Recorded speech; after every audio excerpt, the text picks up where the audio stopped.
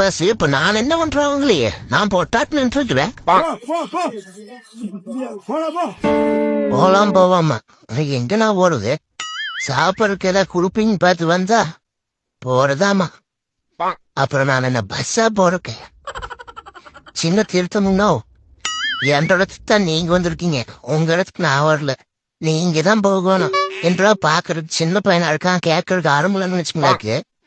ஒரு போன் பண்ணனா போதும் என்ற அண்ணன் தம்பி பூரா வந்துடுவாங்க. பாத்துட்டு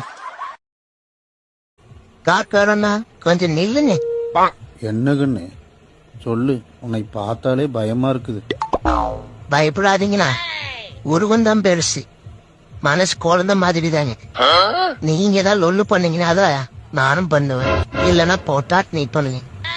ரோட்ல நின்றுட்டு இருக்கும் போது ஆறு அடிக்கிறது, ஆயில் கத்துறது, கல்ல கொண்டு எரிகிறது இதெல்லாம் பண்ணாதான் நமக்கு பீத்து புடிச்சு போயிடுது. தப்பு யாரும் நீங்களே சொல்லுங்க. சரி அதை விடுங்கண்ணா, 3 நாள் ஒரு சோழியா வந்தனுங்க. சோழி முடிஞ்சு வச்சு வால்பாறை கிரிங்க போகணும். கார்ல இடம் இருக்குதுங்களா? இல்லைன்னு இடமில்ல. அப்படிங்களா?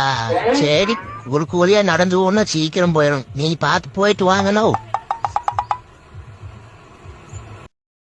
கணக்கே புரிய மாட்டேங்குது. போன வாரம் கோமதி மாதிரி வாசம் செஞ்சா, அதுக்கு முந்தின வாரம் பரமேஸ்வரி, இந்த வாரம் நாம் செஞ்சுக்கிட்டோம்.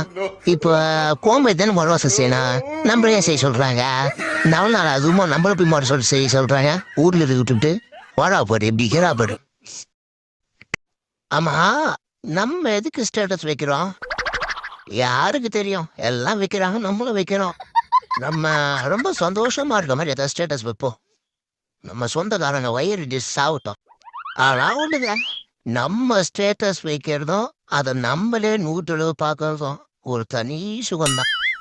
ஆஹா, ஒரு சொந்தக்காரன் பார்த்துட்டு ஏதோ ரிப்ளை பண்றானே, ஏண்டா நடு ராத்திரியில ஸ்டேட்டஸ் வைக்கிறியே, உனக்கு வெட்கமா இல்ல? நான் சொல்லல, வயிற்றுத்தில் பூச்சோங்க இவனுக்கு ரிப்ளை பண்றாருங்க. வச்ச உடனே முதல் ஆளா பாக்குறியே, இது உனக்கு காவாலித்தனமா தெரியலையா? இப்பதானே எனக்கு நிம்மதியா தூக்கம் வரும். எனக்கு எவ்வளவு கஷ்டம் வந்தாலும் அம்மா கூட இருந்தாலே எல்லா கஷ்டமும் என்னை விட்டு போயிடும். அம்மானா யாருக்குதான் பிடிக்காம இருக்கும்? எல்லாருக்குமே அம்மாவை பிடிக்கும். அதே எங்க அம்மாவும் எனக்கு ரொம்ப பிடிக்கும். அம்மா இல்லாம நான் இருக்கவே மாட்டேன். அம்மா தான் எனக்கு எல்லாமே. உலகத்துல தாயை விட பெரிய சக்தி எதுவுமே இல்லை. எப்போ இடியாப்பம் சத்தம் போட்டு வருது. கொய்யால அவன் எந்த ஏரியாவில் சுற்றிட்டுக்காரும் கண்டுபிடிக்கவே முடிய மாட்டேங்குது. ஒரு வாரமா மாறின்னு பார்த்துட்டு இருக்கோம், சிக்கவே மாட்டேங்கிறான்டா.